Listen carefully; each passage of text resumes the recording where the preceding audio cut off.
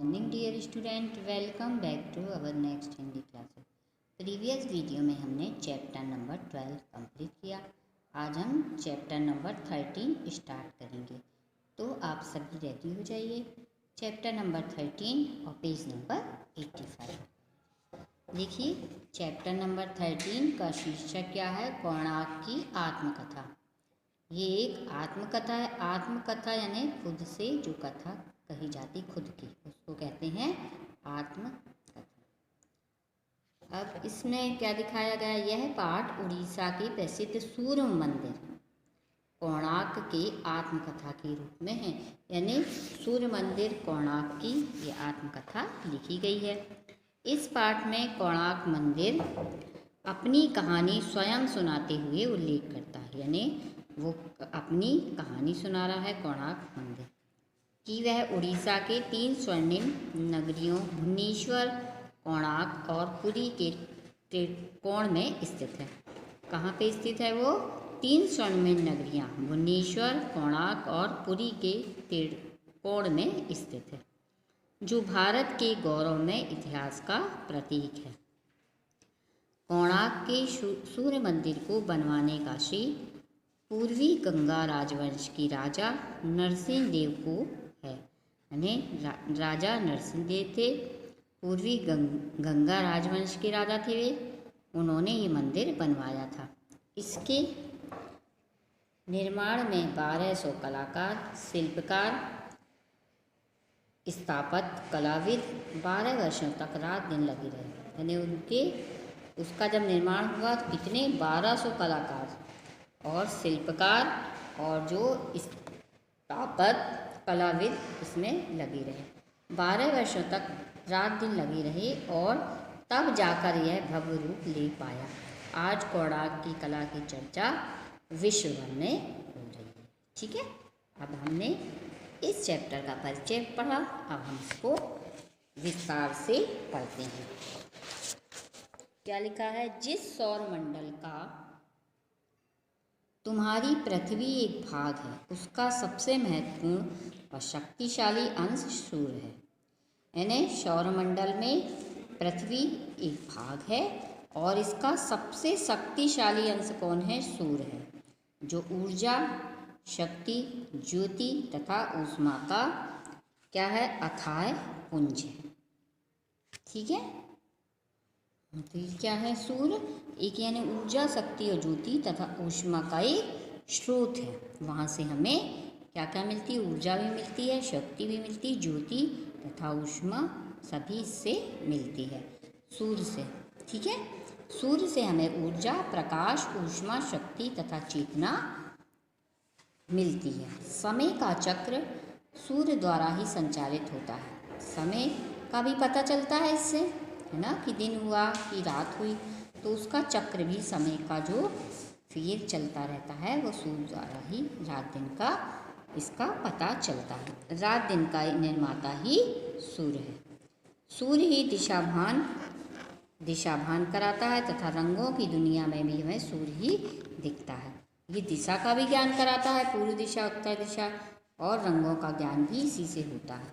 पेड़ पौधे सूर्य के प्रकाश द्वारा ही प्रकाश संश्लेषण द्वारा अपना भोजन बनाते हैं।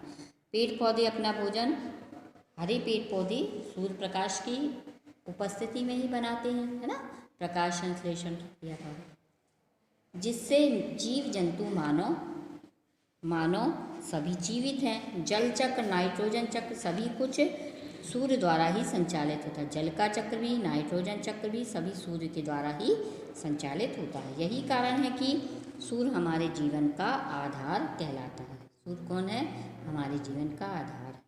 इतिहास साक्षी है कि सभ्यता के आरंभ से और क्या है, ही मनुष्य ने सूर्य की शक्ति को पहचाना और उसकी पूजा आराधना। यानी सभी यानी इतिहास गवाह हैं शुरू से ही क्या होने लगी, जब सभ्यता का आरंभ हुआ तब से ही सूर्य की शक्ति को सबने पहचाना और उसकी पूजा और आराधना की। चाहे मिस्र हो या यूनान, मोहनजोदड़ो हो या हड़प्पा, सृष्टि के प्रत्येक काल में हर सदी में सूर्य की अपरिमित महत्व को शेर दिया गया। कोई भी काल होगा, मोहनजोदड़ो या हड़प्पा हुआ, यूनान हुआ, प्रत्येक काल में यानी सूर्य को ही श्रेय है, उसी की यानी पूजा की जाती, उसकी स्तुति की जाती। जीवन के आधार उसी सूर्य के विलक्षण भवन में होने के कारण का गौरव मुझे प्राप्त है। यानी जीवन का आधार भी मैं हूँ और क्या है, मैं विलक्षण यानी प्रतिमा का धनी हूँ, उसका गौरव भी मुझे प्राप्त है। हाँ, मैं सूर्य मंदिर कोणार्क हूँ। क्या बोल रहा है सूर्य मंदिर कोणार्क? हाँ, मैं सूर्य मंदिर कोणार्क हूँ। 3 स्वर्णिम नगरियाँ भुवनेश्वर, कोणार्क और पुरी के त्रिकोण में स्थित भारत के पूर्व समुद्र तट पर निर्मित एक अभूतपूर्व स्मारक।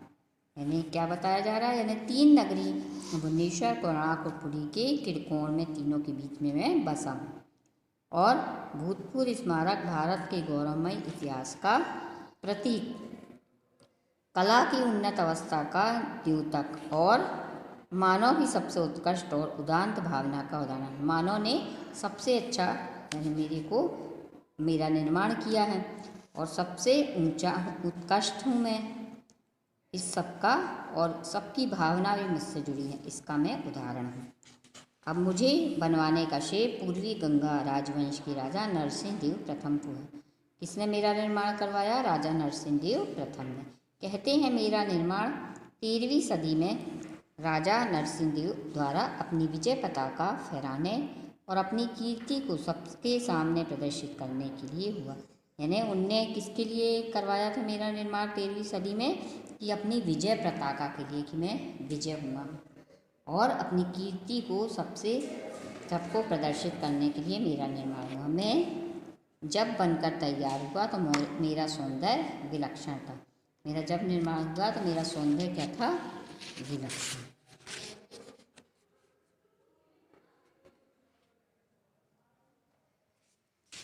पेज नंबर 46 में आ जाइए। कोणार्क 2 शब्दों से मिलकर बना है ना? कौन कौन है? कोण और आर्क। यानी कोण का अर्थ होता है कोना और आर्क प्रयुक्त होता है सूर्य के लिए। ठीक है, अतः मैं कोणार्क का मंदिर सूर्य भगवान को समर्पित हूँ। कोणार्क का मैं मंदिर हूँ, किसको समर्पित हूँ? सूर्य भगवान को। कहा जाता है कि मेरे निर्माण में 1200 शिल्पकार, स्थापत, कलाविद, कलाकार व कारीगर 12 वर्षों तक रात दिन लगे रहे। मेरा निर्माण करने में लगी रहे सभी, तब जाकर मेरा भव्य स्वरूप निखर सका। यह भी कहा जाता है कि जब राजा नरसिंह देव के खजाने से 12 वर्षों का धन मेरे निर्माण में लग गया तो उन्होंने अपने प्रधान वास्तुविद विशु महाराणा को शीघ्र कार्य समाप्त करने के आदेश। जब मेरे निर्माण में 12 वर्ष लग गया तो उनने जो वास्तुविद थे उनको कार्य समाप्त करने का आदेश दिया। कहा अब यानी वास्तुविद यानी इमारत या सेतु बनाते हैं, उनकी कला के विशेषण रहते हैं, उसको कहते हैं वास्तुविद। तो उनको आदेश दिया कि अब समाप्त करो। किंतु कहीं ना कहीं गणना की कुछ त्रुटि के कारण मुख्य स्तंभ टिक नहीं पा रहा था। कुछ गणना की गलती हो गई थी और जो मुख्य जो मेन खंभा था, स्तंभ, वो क्या हो रहा था? टिक नहीं पा रहा था। तब उनके 12 वर्षीय पुत्र धर्मपद ने, जो विलक्षण प्रतिभा का धनी था, उस समस्या का निदान सुझाया और अंतिम पत्थर की चिनाई स्वयं कर दी। यानी उसने, उनका जो छोटा पुत्र था, उसने क्या कराया? उसका हल बताया और क्या कर दिया? अंतिम पत्थर की उसी ने चिनाई स्वयं कर दी। और इस प्रकार मेरे निर्माण का अत्यंत कोमल और अलौकिक पक्ष था। और मेरे निर्माण का ये बहुत ही अच्छा, कोमल और अलौकिक क्या था? पक्ष था। मेरे निर्माण के लिए की गई संकल्पना अत्यंत अनोखी थी। मेरे निर्माण के लिए कल्पना की गई थी वो बहुत अनोखी थी। मुझे एक विशाल सूर्य रथ के ऊपर बनाया गया, सूर्य रथ बनाया गया, उसके ऊपर मुझे बनाया गया। इसके हर भाग की नक्काशी अनमोल है। इसके हर भाग की नक्काशी क्या है? अनमोल है। यह रथ सूर्य की द्रुत गति का प्रतीक है। और ये तेज गति का प्रतीक है, ये सूर्य, जिसे 7 विलक्षण घोड़े तेजी से खींच रहे हैं। इस रथ में 10 फीट व्यास के 24 पहिए लगे हैं। इन वहदाकार पहियों की नक्काशी अत्यंत सुंदर है। लकड़ी के पत्थर या धातु से खोदकर जो बेल बूटे बनाए जाते हैं उसको कहते हैं नक्काशी। इस प्रकार मेरे निर्माण की संकल्पना की अत्यंत ऐश्वर्यपूर्ण थी और यही कारण था कि मैं भारत की वास्तुकला का सर्वश्रेष्ठ। नक्काशी भी बहुत अच्छी थी और बहुत अच्छे तरीके से मुझे बनाया गया, तो इसके लिए इसलिए मैं वास्तुकला का सर्वश्रेष्ठ उदाहरण हूँ। मेरा विशाल आकार, सूर्य रथ के ऊपर रूप में भवन का परिशुद्ध अनुपात, विलक्षण वास्तुकला, भव्य शिल्प और अनूठी संरचना, सब कुछ दर्शनीय, ये सब कुछ मेरी को यानी कि देखने लायक है। अब प्रत्येक द्वार में 2 सिंह रक्षक की तरह द्वार के दोनों ओर खड़े हैं। प्रत्येक सिंह के नीचे एक एक हाथी हैं तथा हाथियों के नीचे एक एक व्यक्ति है। वहीं से ऊपर जाती हुई सीढ़ियों द्वारा मैं सबको ऊपर आने का आमंत्रण देता हूँ। सीढ़ियों से चलकर जब तुम ऊपर पहुँच जाओगे वह स्थान जगमोहन कहलाता है। जब सीढ़ियों पे ऊपर पहुँच जाते तो वो स्थान क्या कहलाता है? जगमोहन। उसके सामने नट मंदिर है जहाँ भगवान सूर्य के प्रति अपनी भावनाओं की अभिव्यक्ति के लिए नृत्य गायन वादन होता है। नट मंदिर के समीप भोग मंदिर है जहाँ भगवान सूर्य का भोग तैयार होता है। समय के प्रहार के बावजूद ये तीनों मंदिर अभी भी विद्यमान हैं, यानी वहाँ पर मौजूद है। समय व्यतीत हो गया इसके बाद में। पेज नंबर 87 पे आ जाइए। जगमोहन एक विशाल इमारत है जो समय के प्रभारों के बावजूद आज भी अपनी गाथा सुना रही है। बीच में स्थित मुख्य स्तंभ के मात्र अवशेष देखे जा सकते हैं। बीच में जो स्तंभ है उसके सिर्फ जो शेष रह गए अवशेष वही देखे जा सकते हैं। मेरे मुख्य स्तंभ की चौड़ाई 60 मीटर थी। इतनी ऊंचाई वाला भारत में कोई अन्य मंदिर नहीं बना है। इतना ऊंचा था 60 मीटर। मेरे कीर्ति स्तंभ के ढह जाने के कई कारण कहे जाते हैं। कोई कहता है मंदिर का निर्माण कार्य जल्द समाप्त करवाने के कारण उसमें कुछ निर्माण संबंधी कमियां रह गई। जल्द समाप्त हो गया, इसके कारण उसमें कुछ कमियां रह गई, इसलिए इसके स्तंभ क्या हो गए? ढह गए। जबकि एक किंवदंतियों के अनुसार मेरे मुख्य स्तंभ के ऊपरी भाग में एक शक्ति चालक चुंबक लगा हुआ था। यानी कई लोगों का कहना है कि इसमें एक शक्ति चालक चुंबक लगा हुआ था। इसके कारण समुद्र में चलने वाली जल स्रोत इनकी दिशा में खिंचकर किनारों से टकराकर नष्ट हो जाते थे। किसी समुद्रयान चालक द्वारा चुंबक को निकाल दिए के कारण इस स्तंभ में कोई निर्माण संबंधी कमी आने के कारण वह ढह गया है। एक समुद्रयान चालक के द्वारा ये चुंबक निकाल दिया गया और इस स्तंभ में कोई निर्माण संबंधी कमी आ गई जिससे ये ढह गया। मेरे मुख्य स्तंभ के ध्वस्त अवशेषों का संग्रहालय में रखा गया है। यानी अवशेषों को कहाँ रखा गया है? संग्रहालय में। आज भी मेरी एक एक ईंट और मेरा हर पत्थर अपनी उस कष्ट कला की छाप दूसरों पर छोड़ देता है। यानी एक एक मेरा पत्थर सबका मेरी इतनी अच्छी सबसे ऊंची कला है जिससे वो अपनी छाप छोड़ देता है। अब मेरी इमारत का हर भाग सौंदर्य का अद्भुत भाग है।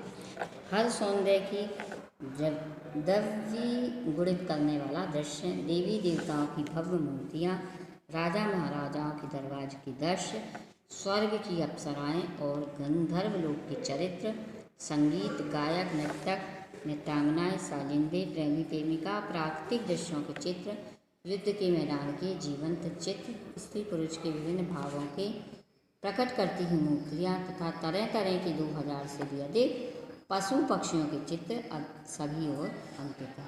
मैं अपनी श्रृंगारपूर्ण मूर्तियाँ द्वारा विशेष रूप से जाना चाहता हूँ, जिसमें कोमलता है, सरसता है, भव्य सौंदर्य भक्ति है। पूरे परिदृश्य में उड़ीसा की कला की गुणवत्ता अपने चरम पर दृष्टिगोचर होता है। यहाँ सूर्य की तीन मूर्तियाँ इस प्रकार रखी हुई हैं कि एक पर प्रातःकालीन प्रकाश, दूसरे पर दोपहर की सूर्य की किरणें और तीसरी पर सूर्यास्त की रोशनी पड़ती है। मेरी कला के प्रशंसकों ने विश्व भर में मेरी उत्कृष्टता की चर्चा की है।